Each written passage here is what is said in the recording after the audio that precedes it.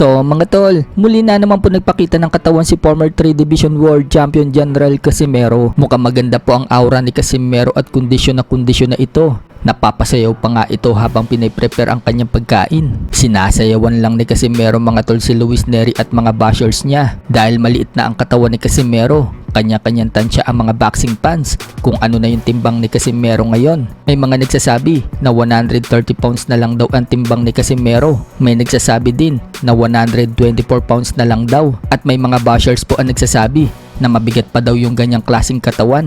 Pero napag-alaman po natin mga tol na 128 pounds na lang pala ang timbang ni Cuadro Alas. Mismong si Casimero po kasi ang nagsabi na 128 pounds na lang daw ang kanyang kasalukuyang timbang. So ibig sabihin mga tol, 6 pounds na lang ang tatapyasin ni Casimero para makuha ang 122 pounds limit. May 23 days pang natitira si Casimero bago ang weigh-in. Bagay na madali na makuha ni Casimero dahil 128 pounds na ito ngayon.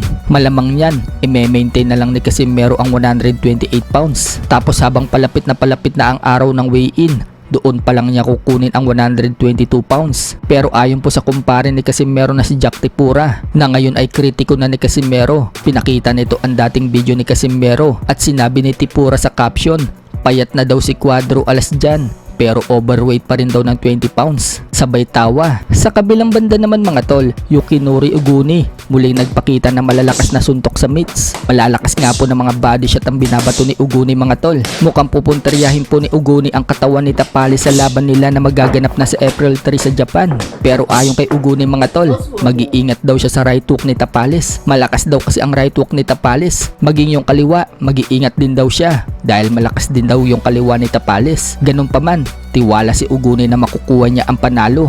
Humihingi nga po ng suporta si Uguni sa mga kababayan niya mga Japanese. Suportahan umano ang laban niyang paparating.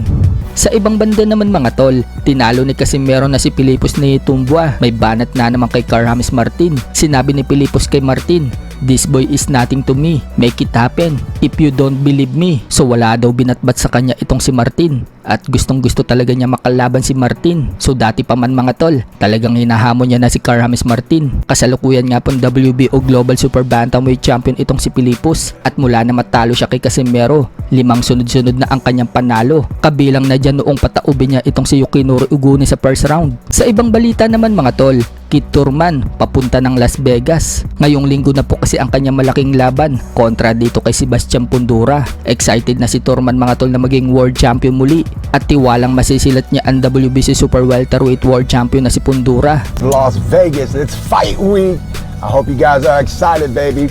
We got a lot of good content coming your way for Saturday night boxing. Let's go!